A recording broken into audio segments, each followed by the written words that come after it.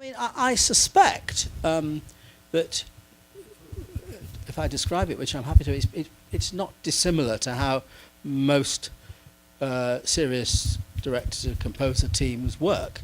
I mean, what cannot happen with my films is that the composer can't really do anything until we've finished shooting and there's at least an assembly to have a look at.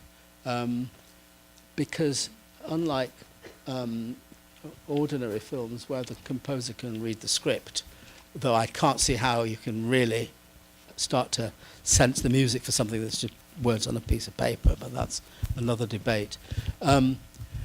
So yeah, I mean, I've worked with not many composers. Gary Yershon, who's the composer of this film and Happy Go Lucky, and who's a tremendous guy to work with.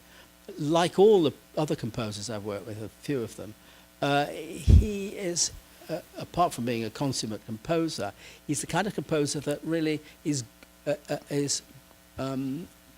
brilliant at finding his own emotional response to the film. I mean, these are not the kinds of films that can be, for which a score can be composed other than by somebody who really empathizes with the thing in a really personal and emotional way.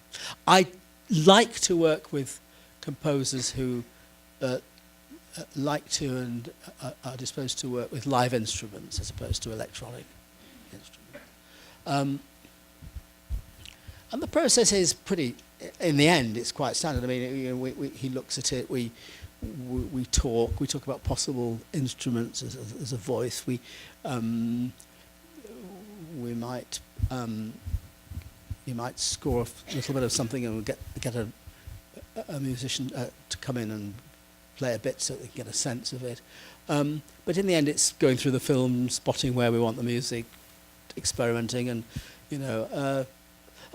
for me, in the entire process of making a movie, one of my favourite bits is the recording day or days of the music, because the guys come in, the session, and we always get the very best of the musicians. They're all from the big orchestras, and most of them are the leaders, and they're very good people come and do these things.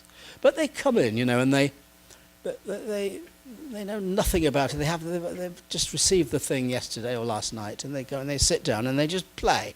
And I'm the guy who spends 5 months in rehearsal with actors, and that's magic. But then it's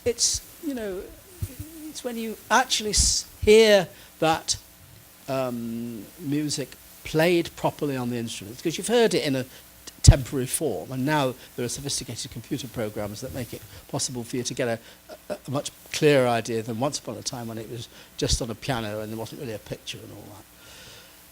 But when you hear it and then it's immediately played back with the picture, and that's when finally the movie starts to come together, and that's a very exciting part of the process.